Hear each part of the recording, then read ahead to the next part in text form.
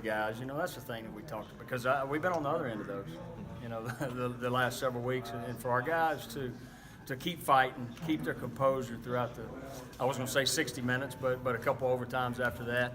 We talked about doing it for the seniors, 13 seniors that we knew were going to run through that tunnel for the last time. And so each time we had that opportunity where we got down, whether it was, 7-0 early or 21-7 or down 11 in the fourth, our guys stayed the course, and that's what they've done for 10 weeks. That's the thing that what we did tonight was not anything different. We made the plays at the end to win the football game. Were you having flashbacks of last week when you were lining up for that 2-point conversion?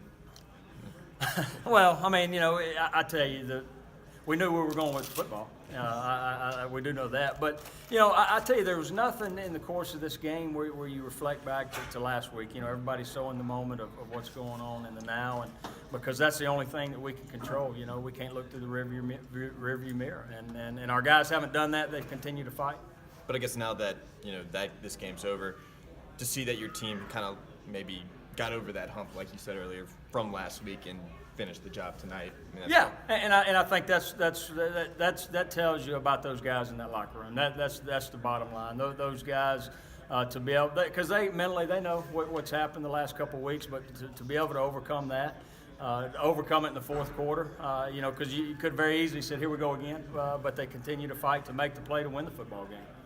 What's it like having a receiver like Jazz? It just seems like that fade's always there.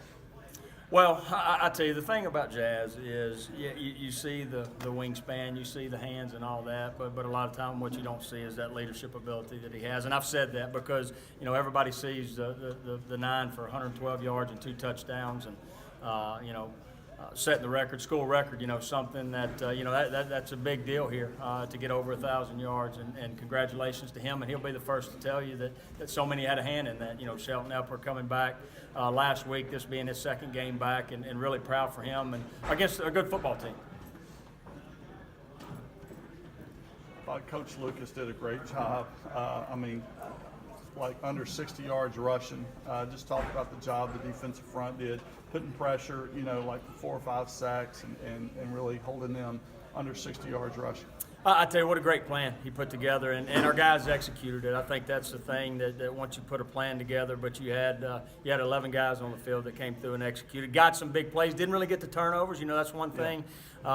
We've had some success over the past, but I think you look at 6 sacks, some big sacks in critical moments. I thought in the fourth quarter, but our guys kept fighting and able to get off the field on third down some, especially early on in the first half.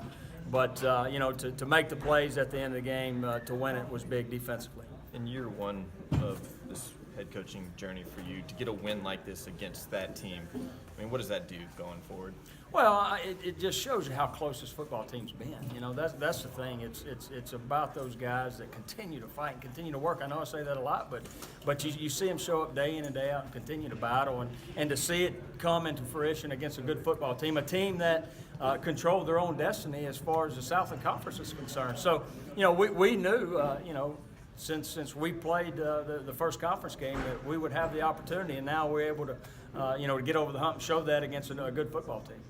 What is it about Northwestern State and McNeese that causes these kind of games? I tell you, it's good to be able to get one of those just because, it's been 13 years, so sometimes it gets that long. Do you call it a rival? Some people might say, but year in and year out, these two teams, when they come together, it's usually at the end of the year. There's implications, for one or both teams as far as Southland Conference title. No different this year. So it's just an in-state rival. You got coaches on both sides that know each other, so that's good when you get to compete against them.